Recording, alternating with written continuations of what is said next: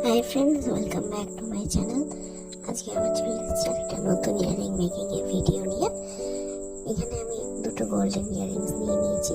এবার কিছু মিক্স কালারের বিডস আমি নিয়ে নিয়েছি। একটা একটা করে বিডস আমি এর মধ্যে ইনসার্ট করতে থাকবো। এবার দুটো ইয়ারিংসই আমি একসঙ্গে রেডি করে নিয়েছি। দেখে বলো কি সুন্দর লাগছে।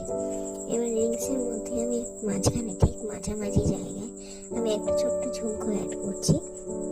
ঝুমকোটা অ্যাড করার পরে যে মুখটা রয়েছে সেই মুখটাকে আমি চেপে বন্ধ করে দেবো। চেপে বন্ধ করে দেওয়ার পরে সেখানে আমি একটা হুক লাগিয়ে দেবো, যেটা তোমাদের আংটার মতন।